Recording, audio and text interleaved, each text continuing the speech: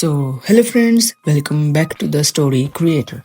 My name is Arun Hassan, and today you are again on the story video.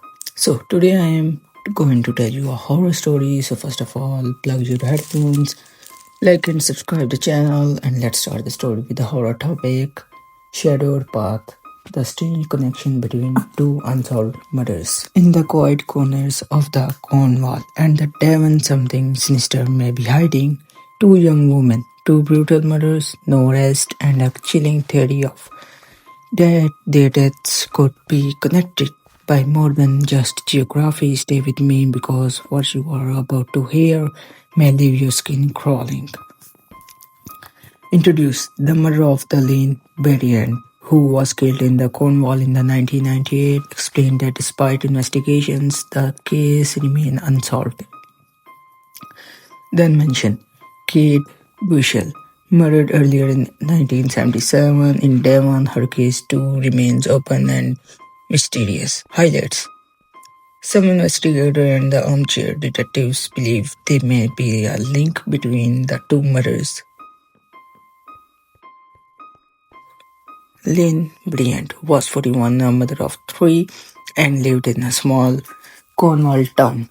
On the night she died, she was walking home from a friend's house. He was found brutally stabbed, and the crime scene just suggested overkill, meaning the killer had reached. Despite a man being briefly questioned, or more than one, no one has ever been convicted. Imagine walking away from your friend's place at night and thinking maybe I should have just Ubered home. Expect in 1988 you can't exactly summon a ride with two tapes on your phone.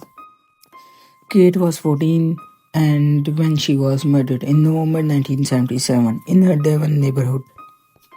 She was on her bike out of in her quiet street when she was attacked. Witnesses claimed someone saw a man in a van and the killer may have had a knife. There was a description, but the trail quickly went cold. Geography. Cornwall, Bryant, and the Devon Bushell are neighboring counties in the southwest, not that far apart. The murders happened within months of each other, 1977 and 1998. Both were knife killing. Both were seemingly random attacks, not obviously targeted because of a personal grudge. Suspect. In both cases, early leads went nowhere. Limited forensic technology of the time may have hampered progress. What if these weren't just two horrible unrelated tragedies, but two pieces of a larger, darker puzzle? Talk about the original investigations. Local police, crime watch, style appeal, some forensic work, witnesses and interviews. Mentioned that in Lyn's case, decades later, the case is still open. There have been renewed appeals, new sketches, and tips from the public. In Kate's case, some believes the van seen by a witness was too ambiguous, but the theory won't die. One major theory. Mobile killer who traveled across southwestern England, not confined to one local. If you lived in 1998 in Cornwall and saw a suspicious van, you couldn't just snap a pic, put it on Instagram and tag it at the red creepy vehicle. Talk about frustrating. Some crime analysts point out the signature both murders had a frenzied knife attack suggested a similar psychological pattern. There were reported sighting of vehicles in both areas, vans, suspicious behavior, witness description from a case, van plus a man have been speculated to match similar reports in the Cornwall around the Lyn's death. Some investigators have floated the idea of geographic profiling, the idea that a serial killer could have somewhere in between or travel widely. Forensic limitations. In the late 1990s, DNA testing was not as advanced and many crime scenes didn't have the same preservation standards. Lack of witnesses. In both cases, very few saw something concrete or those who did couldn't give definitive descriptions. False leads. Numerous tips came in but many led to dead ends. Public fatigue. Over time, media attention warned Without constant pressure, cold cases grow colder.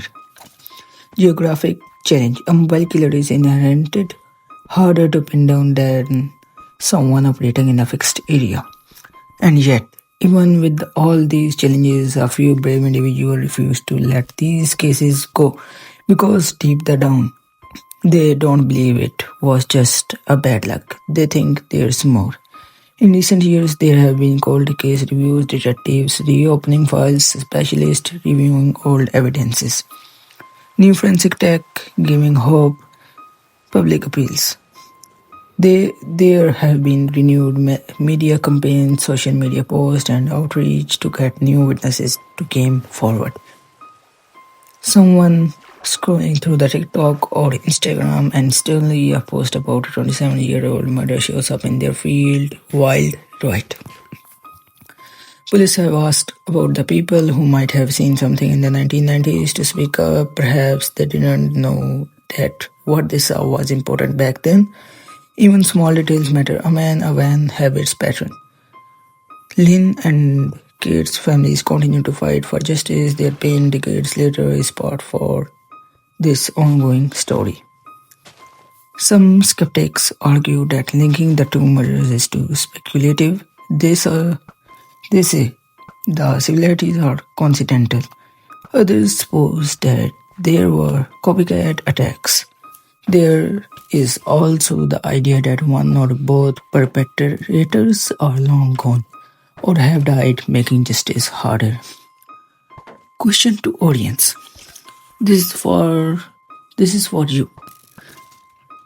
That what if the killer was never caught, not because they were brilliant, not because no one expected someone ordinary to do something so monstrous? Family's trauma. Imagine never knowing who killed your mother or daughter, how two quiet in English counties carry the weight of the unsolved mystery legacy. These cases are not just cold files. They are a scar, a warning, a ghost in the modern age. Yet, after all these years, the killer's footsteps remain untraced, but what if they left a whisper behind? Investigators sometimes name person of interest, people questioned but never charged, mention public sketches or reconstructions, composite drawings, CCTV re-examination. Possibility of new forensic breakthroughs, for example, genealogy, advanced DNA. If a match is found via DNA, they could finally be answered, maybe a trial.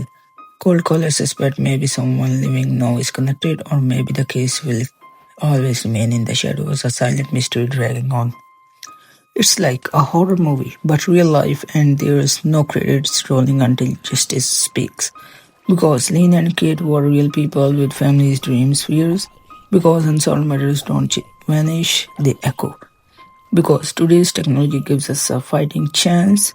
Because every tape, every memory, every voice could be the one to break the silence. As the years pass, the killer may think they have won, but the hunt is far from over. Somewhere, someone holds a memory, a clue, or a secret, and that secret could crack this case wide open. Leave them with the chilling, rhetorical question. Will the shadows finally speak? Or will the path remain forever lost in the darkness? If you want more stories of unsolved mysteries, haunted past, and the darkness corners of the real life, don't forget to like, subscribe, and hit the bell icon, because the truth, sometimes it's the scariest thing of all.